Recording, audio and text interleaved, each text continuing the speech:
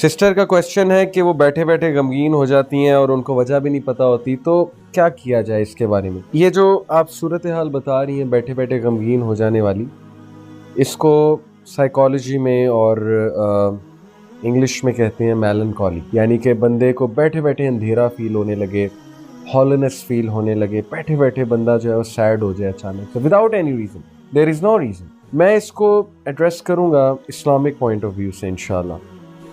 मैं ये समझता हूँ कि बैठे बैठे गमगीन होना और बैठे बैठे सैडनेस का अटैक हो जाना, हॉलोनेस फील करना, I call this the cry of your soul. ये आपकी सोल की चीख है, it's crying for something, it's yearning for something. ये मेरा पर्सपेक्टिव है, you can search out more perspective, but to me it is the cry of your soul.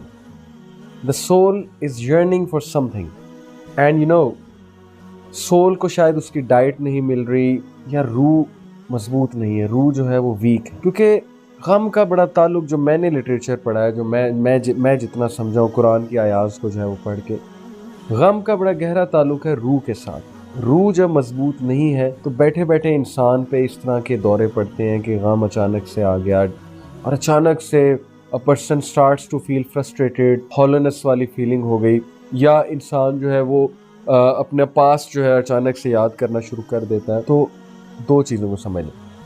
पहली बात यह है कि अगर तो इस साइकोलॉजिकल डिसऑर्डर है तो फिर इसका प्रॉपर जो है वो इलाज होगा साइकोलॉजिस्ट या साइकेट्रिस्ट के पास जाके, अगर तो प्रॉपर डायग्नोज्ड एक साइकोलॉजिकल डिसऑर्डर है।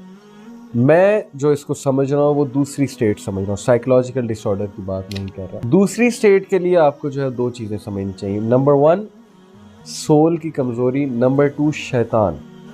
देखें, अल्लाह ताला ने इंसान की सोल में 3 नफ्स रखे, जो मैं समझा हूँ नफ्स के बारे में।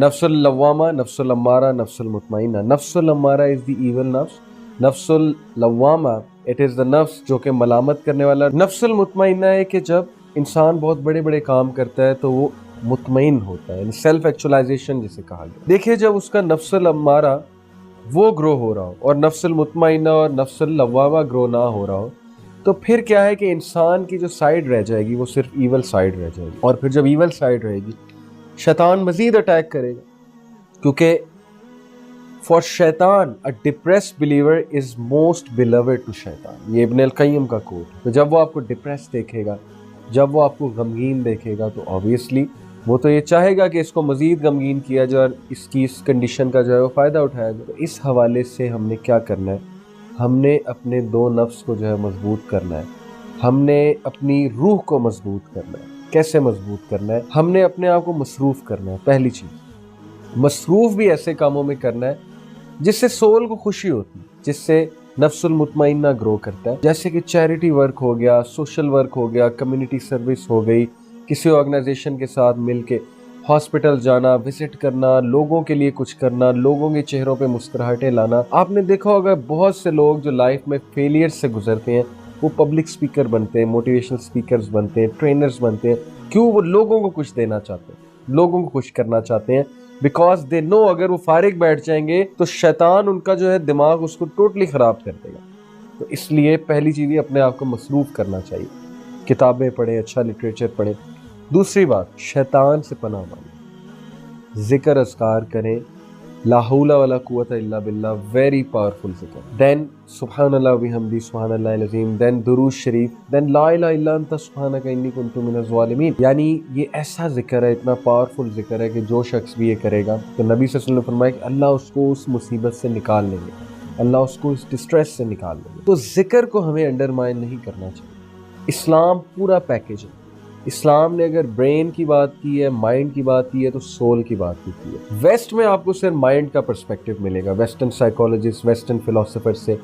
इस्लाम में ज़िक्र अज़कार भी है, नमाज भी है, पेशेंस भी है, इस्लाम में सोल की डाइट भी है। ये सारी चीज़ों पे अमल करेंगे तो इंशाल्लाह definitely we will come out of that state, क्योंकि अला बिज़िक्रिल्लाहि तत्मइन्नुल क़ुलूब। तो इस चीज़ को जितना हम जल्दी समझ जाएं उतना बेहतर है, और अगर हम नहीं समझेंगे तो फिर ये चीज़ कैरी फॉरवर्ड रहेगी। तो कुछ पाने के लिए ज़ाहिर है कुछ खोना तो पड़ता है, डिसिप्लिन आपको करना पड़ेगा, आपको थोड़ी मेहनत करनी पड़ेगी, एक्शन लेना पड़ेगा आपको।